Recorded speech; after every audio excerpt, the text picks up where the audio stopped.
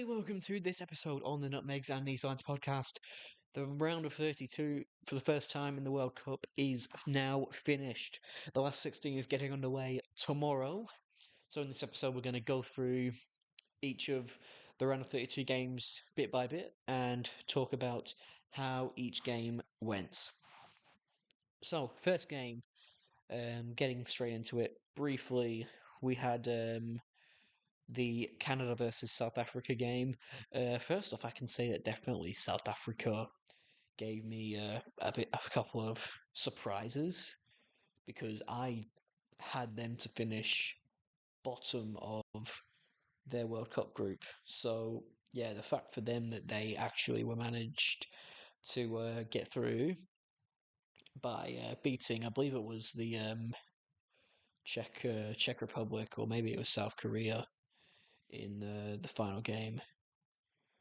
But yeah, either way, congratulations to South Africa, to have that first game, getting beat at the Azteca, obviously a very hard stadium to play for more reasons than just the atmosphere and, well, literally the atmosphere, fans and oxygen-wise. But yeah, we'll get to that very soon. But yeah, to get through was very good. Canada, though, host nation, they're always hard. So yeah, somewhat good on them, Canada doing that. Um, Now, Brazil against Japan. That was an interesting game. Sano, that goal was very good. Obviously, I think it was good to see them the Japanese do well. As someone who, me personally, who does speak good Japanese, has been to Japan, has got good friends in Japan. Yeah, you always kind of had that soft spot from Japan. Even after what they did in Qatar, you had hope that they could maybe build off their momentum from what you see in Qatar. But unfortunately, this time it's always hard to do that when you play a nation like Brazil. Casemiro showing he's still got some good importance. Martinelli coming on. Yeah, good one for Brazil. Paraguay versus Germany. I can talk about that game now. Here's the thing, Paraguay, congratulations to them getting through. Decent job, especially when you beat a nation like Germany. Germany, though, they are pretenders now. They are pretenders now in football because I said this in the last episode, I believe. You look at how Germany were constantly going far in these tournaments and England were getting knocked out. It feels like they've changed places now because when you look at Germany since 2018, you've got a group stage in the Russia World Cup, getting knocked out in the round of 16 by England in Euro 2020, getting group stage again in Qatar, out in the quarterfinals in the Euro 2024 in a home Euros as well against Spain. Obviously, granted, Spain did go on and win the competition, but when you look at that whole group that they had, Scotland, I believe it was Scotland, Hungary, and it's probably Switzerland, I believe, as well. Yeah, those games, and then they play against well, it was Denmark in the last 16. I mean, credit to them when they beat those teams. Obviously, any team, whenever you get a win, you deserve credit. But those games there, they're easier compared to when you play against a team like England, Spain, France, even Italy, even though they've gone off a bit, Portugal, Netherlands, then those nations there aren't any of them. So when they get their first big challenge, they doesn't look like they're up to the task. But yeah, anyway, yeah, Germany, they've got to look at themselves now and whether they have to knock down their whole football system and rebuild it up again if they want to get back into it. Because for the time being, they are they're living off a lot of history now. Like it's been what not since they last won the World Cup, I believe the last time they got to a semi-final. So yeah, there's a lot for them to do. stepping on now, Paraguay, obviously, big congratulations to them. Netherlands and Morocco, I did a live watch along of that game. Um, Cody Gakpo, brilliant moment for him after what he's after the week that he had for scoring. But not enough. Issa Diop, uh, getting forward and putting a header in for Morocco, and then the penalty shootout. Again, obviously, I'm not going to reiterate myself. I've said all this in the other episode that I did a couple days ago. So yeah, go watch that if you haven't already. But yeah, congratulations to Morocco. That penalty shootout was insane. Verbruggen lets it slip under him and kicks it back into his own net. It was insanity. But yeah, the next game I believe in that tournament was Cote d'Ivoire versus Norway. Again, it's always sad somewhat to see as a United fan to see United players, especially Amad Diallo. He's been a good player for Ivory Coast in this tournament, but yeah, he goes out. Erling Haaland and Norway go through. Again, I said all this. I love the little Norway thing that they do where they go row, row, row, row. I think it's probably the best chance or cheer we've had in this World Cup so far. France 3-0 winners. Brilliant job for them. And yeah, that's why they're favourites. And Mexico beating Ecuador 2-0. Again, host nation, always hard to come up against. Interesting to see Hincapié get another red card for covering his mouth. We've seen Almiron get it now. We've seen Hincapié do it. Yeah. But yeah, I've talked about all those games in the again last episode. If you've not watched that yet, go watch it. Now we're on to fresh opinions now. England versus the DR Congo. I mean, for that game, I would actually remember thinking of that. I watched it with my dad, and like, it was a good goal to put Congo up. And at the same time, I watched that whole game and thought, if we do not win this game, it's everybody's fault. And when I said that, I mean, if we lose this game, it would be Thomas Tuchel's fault because he honestly doesn't know how to get a team right. He doesn't know how to get his starting 11 into the game. Because I swear the best stuff he's done is from substitutes, and there's nothing wrong with that. Obviously, you want your substitutes to come on and change the game, but like, he's doing it too often. He needs to. The way he's looked like starting Anthony Gordon in this tournament, and then in the first game brings him off. Marcus Rashford comes on and scores. Then again, you start Marcus Rashford. He comes off. Anthony Gordon comes on, gets 2 assists for Harry Kane. So like, yeah, Thomas Tuchel got to find a way to try and get his starting 11 into it. And if he can't, then maybe that's a sign to, bring the players on later in the game. But yeah, it would be Thomas Tuchel's fault. Like I said, it'd be the players' fault for not doing good enough. It'd be the refs' fault because some of those decisions were, some of them weren't too good. It would just be everyone's fault, to be fair. But in Harry Kane we trust. Great work from him because that's why Harry Kane is so good. Like, I think I saw something he said he should be in like Messi, Ronaldo level conversations, and my thought there was, no, you shouldn't, Harry, because Messi and Ronaldo have got Champions Leagues, World Cups, European Championships, Copa America, league titles galore between the two of them. You've got what, two Bundesligas and a German Cup, and that's it. So in terms of trophies, you're nowhere near them. Right now, you're better than them. Right now, you're putting up numbers that like they've put in up in their best ever season. So yeah, obviously, congratulations. You're not in their levels, but you're definitely up there as one of the best strikers of this generation, and you definitely will be if you keep going and keep having a good World Cup. Who knows? You could win it, and you might win yourself a Ballon d'Or. At the moment, I would say that Harry Kane is probably up there as my favourite to win the Ballon d'Or. Sorry, even if he doesn't win, even if he doesn't quite get the World Cup, because I think he's been great this tournament. He's got 4 goals in 4 games, so that's Actually, no, sorry, it's not 4 goals in 4 games. It's actually 5 goals in 4 games. So yeah, you've got to give him the credit that he deserves because he's unreal. He's a great player, and yeah, good on good on you, Harry Kane. Keep going. You're the talisman of this England team. No matter what, you're gonna get picked because you always show up. All right, so keep showing up. Keep going forward. You can do it. As for DR Congo, thanks for coming. You gave us some good moments in the World Cup. So yeah, go home, back to Congo, back to your clubs, and hold your heads up high.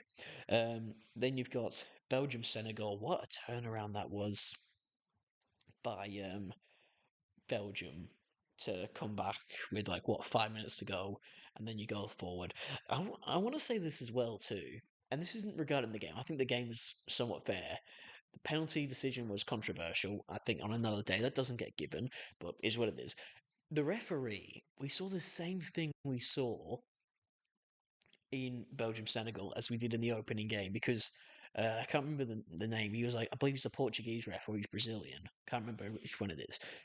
The referee, he like he couldn't really speak English, and like that's the thing. He's got to give the announcement to the stadium on what the decision is. The thing is, he is talking in English, even though the team, like Mexico, the game's in Mexico, a predominantly Spanish-speaking nation, and the teams are Mexico, who are the same, Spanish speaking, and South Africa, who I think some people do speak English there, but they've got other African languages, and he's still speaking in English. Granted that the majority of this tournament is going to be held in the United States. And I think this game too, between Belgium and Senegal, was in the United States as well. But they speak. I think they're predominantly French speaking in Belgium, and I think they speak other African languages. Senegalese. I don't want to get anything wrong here. I don't know what language they specifically speak in Senegal, but yeah, I don't think they speak English predominantly. So here's the question: we saw it again. He couldn't really get a clear message out. Like you could tell anyone, if you haven't seen it, go watch the highlights because he gave the announcement and you could tell he was struggling with his English. But like, should we be obliging the referees to speak in English? I don't think so. But somewhat, I think it's the right decision because you have to get it understand. Obviously, I'm an English speaker. If they spoke Spanish or Italian or anything like that, I wouldn't understand what they were saying. And granted, many Spanish or Italians don't understand what he's saying now when he's speaking in English. But yeah, somewhat, I think predominantly people will think, oh, he should speak in French or Spanish or whatever. Yeah, I think they've got to speak in English for this tournament because it is mainly in the United States. And, you know, just stay calm about it. In a couple years' time, the World Cup is going to be held in Spain, so the referees will probably have to speak Spanish. Anthony Taylor, Michael Oliver, any referees that are predominantly English speaking, they'll have to learn Spanish for that tournament if they get picked, and that's just the way it is. That's how the way it is. It's probably not what the referees want to hear. That they have to learn a whole new language to announce their decisions to a stadium, which I don't think all the referees do agree with. But at the same time, it is what it is. They have to do it, and it's a small price to pay for being able to referee at a World Cup. And soon enough, maybe if they're still refereeing in a couple of years' time, they will get to speak their native language, and all the other referees who are English speaking will have to learn their language for when they referee at their World Cup. Have you ever want to be famous in the football world? We can't guarantee that, but we can guarantee you a chance to come on the Nutmegs and Knee Slides podcast as a guest, as a contestant for one of our many little mini games that we're going to host soon. Or if you've got any ideas for what you want to see on the Nutmegs and Knee Slides podcast, let us know. Leave a comment down below, or if you'd like, you can email us at nutmegskneesides@gmail.com for more information. Now, back to the show. Then in your other game, you've got United States versus Bosnia and Herzegovina. Again, United States host nation, 2-0 win. Balogun being suspended for the game against Belgium, though, will definitely be a hard hit for them. But still, I actually do still favour. Well, I favoured the United States to be able to beat Belgium because I know Belgium, they're not that golden generation anymore that they once were, to be fair. But at the same time, you never know. Like whether Balogun being suspended will really hurt the United States is it remains to be seen. But that game will probably be an interesting one. And I think I remember seeing BR Football Bleacher Report. They did like a whole survey on who everyone thinks will go through. Belgium versus USA at the time when I did my vote, which I voted for USA, it was a full 50-50 split. So I think that says in itself that that game can honestly go either way. You've then got some other games here. So you got Spain 3-0 versus Austria. Again, Cucurella, Oyarzabal, Spain striking again. European champions. That's what they do. They should be playing good at this World Cup. And I remember seeing a record that Unai Simon has now set. He's now broken, I believe, Spain's record, or maybe even it could even be a whole record. But from my understanding, it's just Spain that he's gone 4 consecutive games in the World Cup without conceding. So very good job to him. To be fair, there's still going to be question marks on whether or not he's better than David Raya or Joan Garcia because he doesn't play for a Barcelona or an Arsenal or a Madrid or a United or a City or a PSG or a Liverpool. He doesn't play for any of those clubs. Although whether or not he is better than or whether he's not better, it's hard to say whether or not Unai Simon's better because you don't know whether Luis de la Fuente is adamant about choosing players who play in Spain. He's Basque and all that. So you can say that if it's a De La Fuente thing and how he sees it, but Luis Enrique played Unai Simon over David De Gea back in the World Cup and all them tournaments. So you never know. I personally think that Unai Simon maybe should be their third choice keeper because I think Joan Garcia and definitely David Raya are better than him, but is what it is. He's definitely not given De La Fuente any reason to drop him because he's got 4 clean sheets in 4 games. So yeah, they'll play Portugal next. So we'll see about that. And speaking of Portugal, there was that 2-1 win against Croatia. Perisic scores, then Ronaldo from the spot gets his first World Cup knockout goal. Again, I say it, you have to give Ronaldo his credit, for scoring. Everyone always slanders him for not having scored in a World Cup knockout game. He's done it, and he's done it against a decent opposition too. He's not done it against an African nation who's everyone says, oh, they'll definitely go out in the last 32. He's not done against a Paraguay or a Senegal or a Cape Verde or a Curacao or a Japan or anything like that. He's done it against Croatia, who do have a good World Cup history, and he's beaten them. He's beaten one of the most aged and, well, finally aged, I should say, players in Luka Modric. It might have been from a spot, but he just about had it disallowed. Good touch and the disallowed goal. You have to give him his credit. I say it again. And then, yeah, Gonzalo Ramos does come on and score. And then Croatia do have the goal disallowed. I remember watching, I was thinking, oh, that's good. And I actually kind of wanted it to be a goal somewhat because I wanted to watch more of the football. I wanted to see more of it. But yeah, the goal got disallowed. And I don't know why everyone's complaining. I genuinely don't because it was the right decision. All right. The player was offside. Renato Vega, doesn't intentionally challenge the ball. He was offside. No one can dispute that. It's offside. All right? The right decision. Everyone needs to grow up. All right? This is what I mean by people have this sort of not hate, but they don't want to see Ronaldo do all this stuff because they're favouring Messi. Ronaldo and Portugal won that game fairly. All right? The referee was on point. You have got an offside call.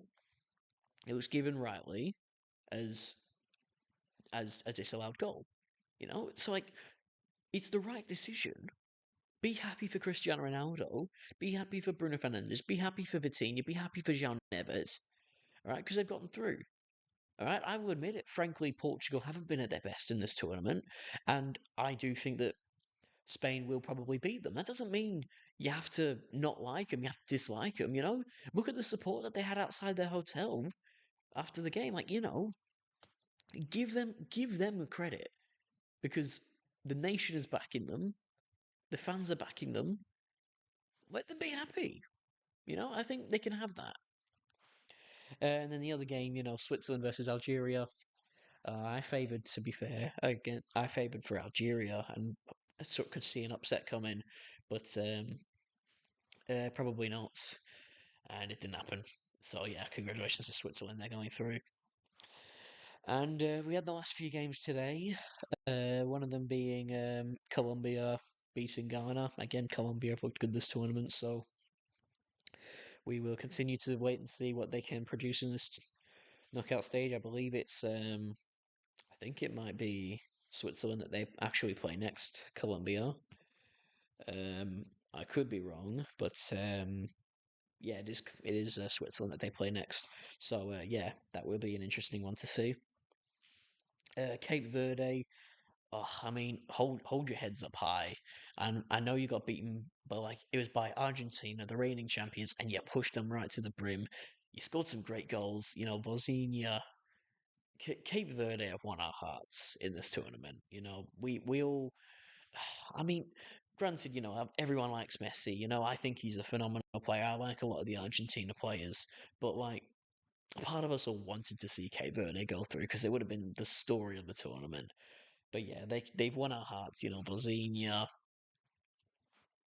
Bosnia's been, you know, everyone. He's a household name now between a lot of football fans.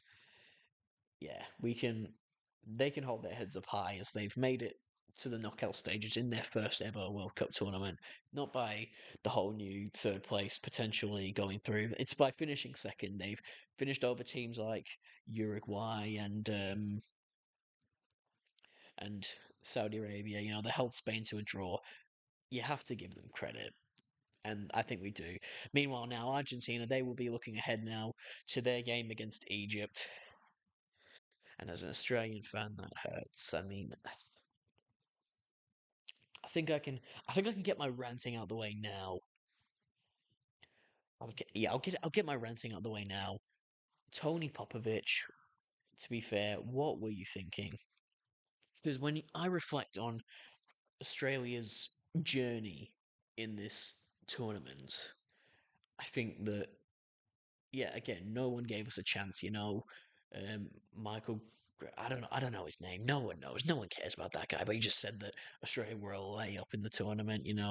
Landon Donovan said, "Get back on the Qantas plane. Thanks for coming. You can fly home." We challenge people. Granted, Turkey weren't at their best in this tournament, but they beat the host nation, and we beat them. I think that I was so happy watching that game. Irakunda and Metcalf. That game was brilliant. That was the first time I think I've ever seen a haram ball and be so happy about it. Like it was entertaining, like it was exciting. But yeah, Popovich, the way he went into those next two games was just to to decide that you're not going to start your two best players, Metcalf and Irukunda against the United States, who are the hardest team you're going to play in this group stage. And like I grant it, we were unlucky in that US game. I think the foot beat playing Freeman on, and the own goal off of Burgers. But like so much got wrong. He didn't start Irukunda. He didn't make necessary changes. I somewhat did support what he did against Paraguay, how he put Jordan Boss and Behic on the opposite wingback role so that they could defend, but also they could go forward and cut in and have more of a goal threat. And they came close against Paraguay, but they needed to practice attacking. And then when you go into it against Egypt, like especially when you're a team like Australia, there's no easy games in a World Cup. So you can't think that Egypt is going to be easy. And he goes into it with almost the same team that he went into against Paraguay. Granted, there was a few changes, but like the biggest one for me is why are you playing Irukunda at striker? Because not only is he not a striker, but he's got to be an out and out striker in the system that you're playing. Because he's playing so high up with very little support. He's coming all the way back. In your way you're playing Popovich, you need to have a proper striker. I'm not saying drop Irukunda. I would put him and maybe Volpato out on the wide areas, but you've got to get that right. The fact that we scored from an own goal, I personally hate own goals. I hate that when they happen because like they kind of take away the energy of the game. Like that goal could have been scored by one of our players, and instead it's just one of the opposition that's put it into their own net. But yeah, and then to for the shootout to come along, that's where I think it goes wrong because I've seen this too much lately. Tony Popovich going so defensive, trying to see out the game into a penalty shootout, and he's like using defenders and defensively minded players to see the game out. But then comes the penalty shootout, and you need goals scored. I know you've got defensive players like two of the players that missed, Harrington and Suter. We've got to stop taking. We've got to stop putting centre backs on penalty kicks. Unfortunately, I know there's centre backs that can take a good penalty, but you need to stop. All right, Gabriel, Jonathan Tah, Harry Suter, Lucas Harrington. I can't quite remember from the Morocco Netherlands game. I think Quinton Timber's more of a midfielder, to be fair. But I think there was some. I think Hakimi, he missed. You've got to stop putting your defenders on penalties as a first choice. Give the penalties to your best penalty takers first.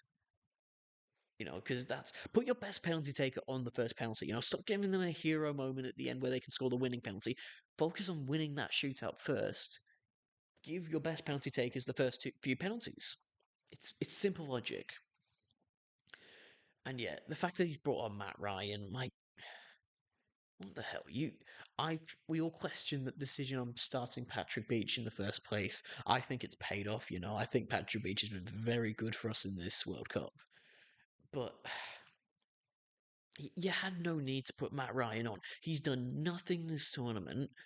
All right, he's not got a astounding record in penalty shootouts. There's a reason why Graham Arnold took him off the penalty shootout for when we beat Peru when he put a Redmayne on and Redmond saved the penalties. He took Matt Ryan off because we thought he couldn't save him, and now he's put Matt Ryan on in arguably a more important penalty shootout. Like it makes no sense. Then again,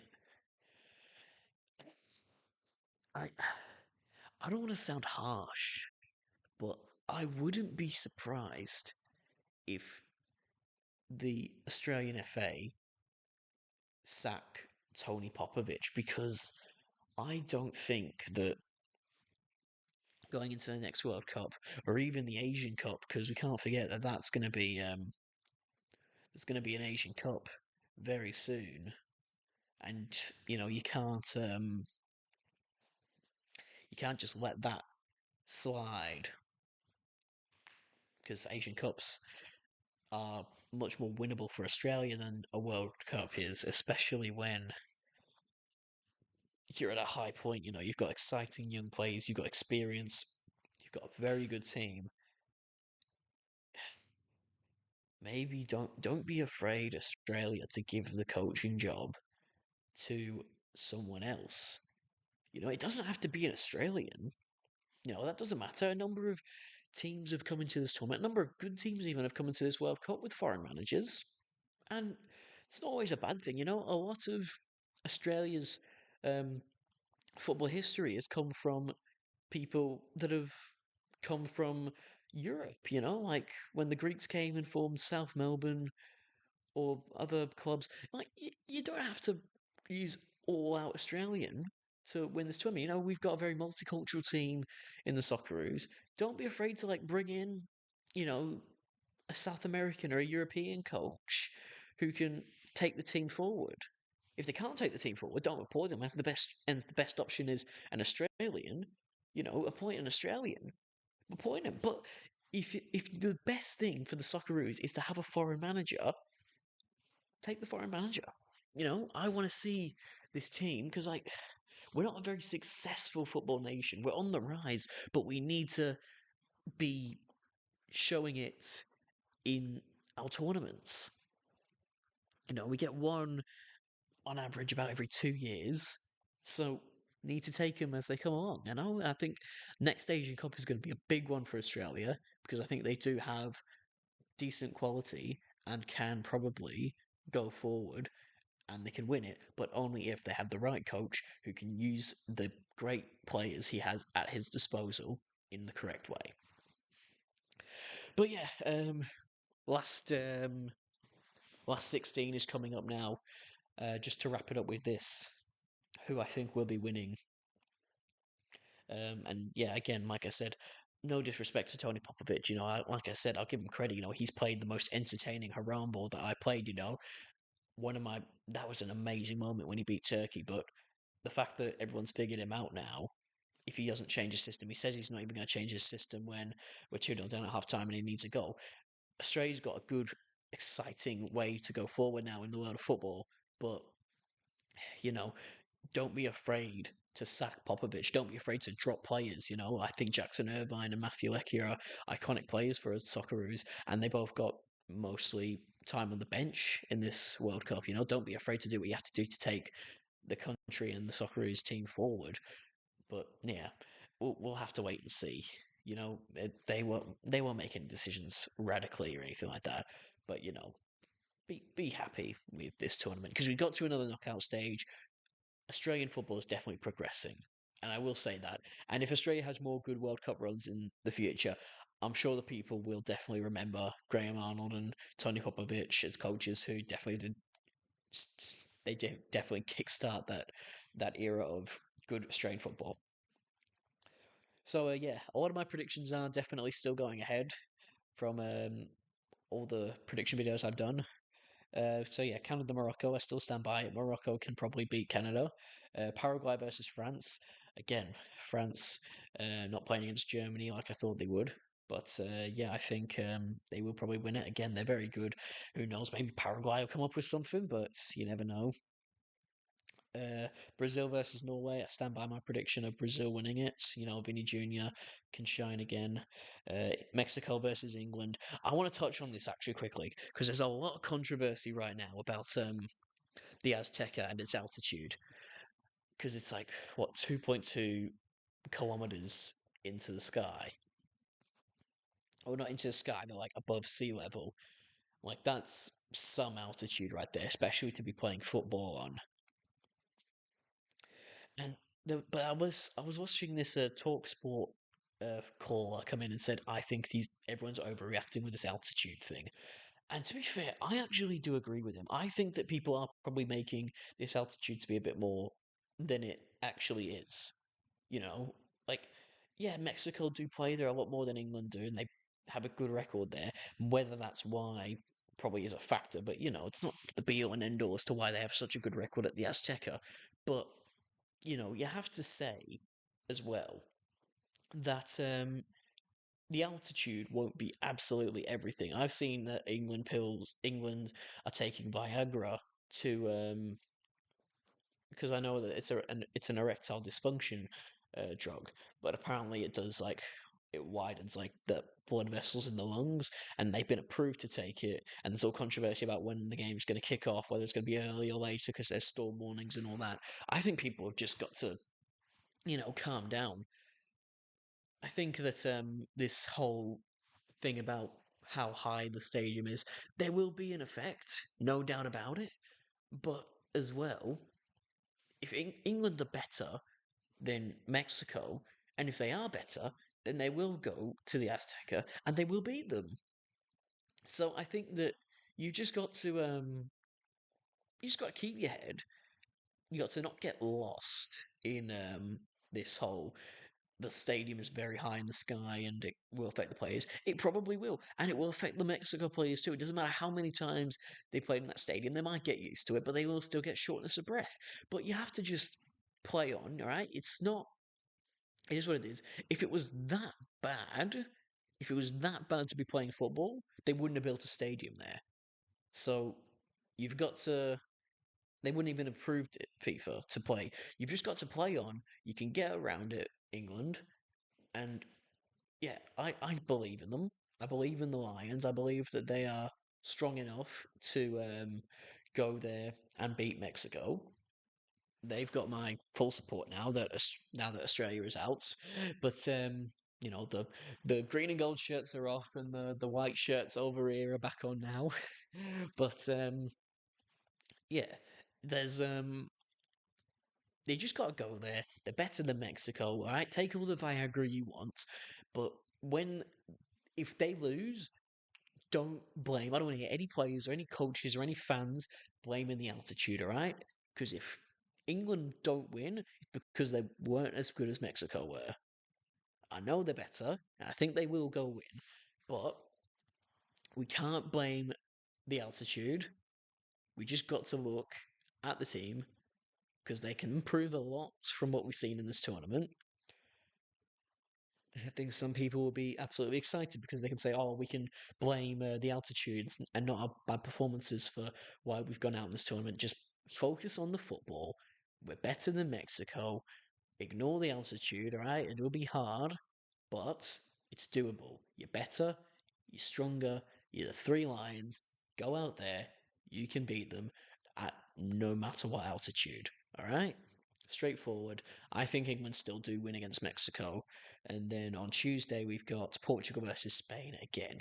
Portugal, like I said, they've not looked the best in this tournament. So I'd have to say that I do still favour Spain to go win. United States, Belgium. Again, I still think the United States might actually get something of that game, you know. And then on Wednesday, the last two, Argentina versus Egypt. I would say that Argentina will probably win that game, go to a quarterfinal, and then Colombia will beat Switzerland. I could see an upset happening, and Switzerland do beat Colombia, but I would say Colombia do win because they've looked very good in this tournament. So, with that, I'm going to call the episode here. Thank you very much for watching. I will definitely try and keep you posted. Very sorry that we didn't get as much watch alongs as we would have liked for this last 32, but we'll definitely try and get a few more going for this next bits of the tournament and the final stretch. So, thank you very much for listening to. Be sure to listen out for more episodes and check us out on all our other socials too. And I'll hopefully see you again very soon. In a bit. Nomads and These Sites has now expanded beyond just YouTube. It's now well and truly listenable through short videos over Instagram and TikTok. And soon we plan to even expand it more beyond Spotify. If you enjoy our content, we'd appreciate a follow or a subscribe or a like or anything depending on where you're watching this. Thank you very much for watching this, and we'll hopefully see you very soon.